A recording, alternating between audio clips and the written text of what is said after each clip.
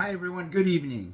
What's Ronnie up to? So you guys, what we're going to do tonight, we're going to go ahead, I'm going to teach you guys how to make the perfect prime rib, okay? So, in this example though, there are some things I want to go over. So here's my prime rib right here, okay? Right there. There's a bone on it. You can do bone on or bone off. I prefer bone on, and it's going to cook a little bit longer. This is about a pound and a half, 2 pound piece of prime rib. It's not very big. The idea that we're going to go through though will be the same as if you got a bigger piece of prime rib. If you're doing maybe a 5 pound prime rib or 10 pound prime rib, it's the same concept. You might be cooking it a little differently than I'm going to, but it's going to be the same idea and the same concept, okay? So for the prime rib, I always bring it out and I've let it sit out for about an hour, so it's room temperature before I go ahead and do anything with it. The things that I'm going to use mostly will be for this prime rib. I'm going to go ahead and send you a picture. My sous chef right here is on my feet, which is big. Whoa. That wasn't supposed to happen. So this is what we're going to do. We got a cup of beef stock, some potatoes. Now, when you're cutting vegetables for something that's this big on a prime rib, it's not that big. It's not going to take too long to cook. I'm cutting these potatoes. I'm cutting my carrots, all in smaller pieces, okay? That way, by the time it's cooked, the prime rib is cooked, the vegetables and potatoes will be cooked as well. If you're cooking a bigger piece of prime rib, cut your potatoes, cut your vegetables bigger. This way, the amount of time that's going to take to cook the prime rib, the vegetables will be cooked the same time, okay? So keep that in idea, keep that concept in idea. Again, a bigger piece of prime rib. If this was a 10 pound prime rib, I would have probably cut the potatoes in half. They're just simple red bliss potatoes. If it was a little bit bigger or the potatoes were a little smaller, I might have kept the potatoes whole, okay?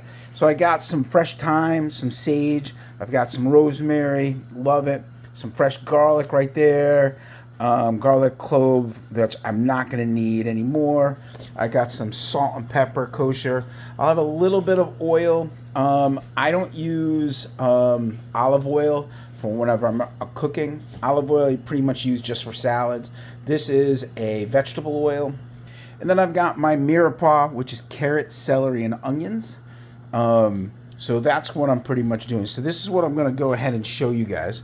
So basically, I'm going to take salt and pepper, and I am coating this thing on nice and thick. Get that in there. There you go. I'm going to flip that over. Voila.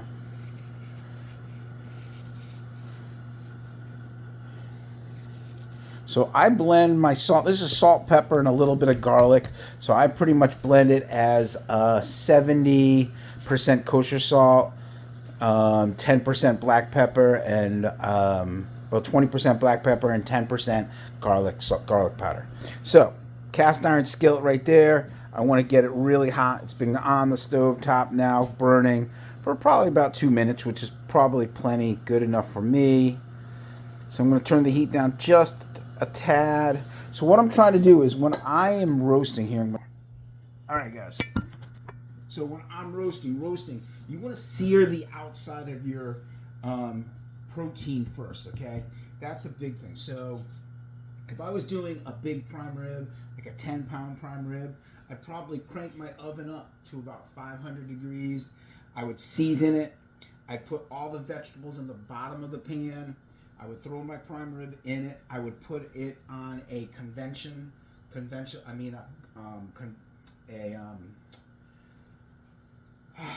I would turn the fan on my oven so the heat was really convection oven. I would put it on a convection oven at about 500. That way the protein, if it was a 10 pound, I'd probably put it for about 20 minutes, 15 minutes.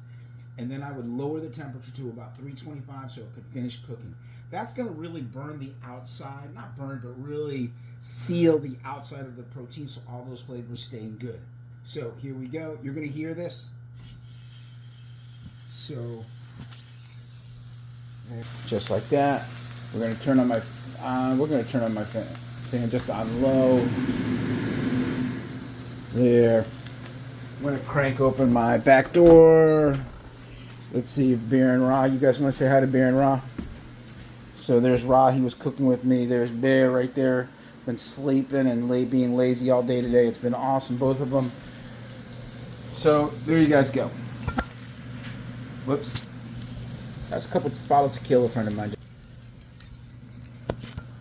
Alright guys, so we're going to let that sear up. What I'm going to let that do is get all that searing done all around the beef.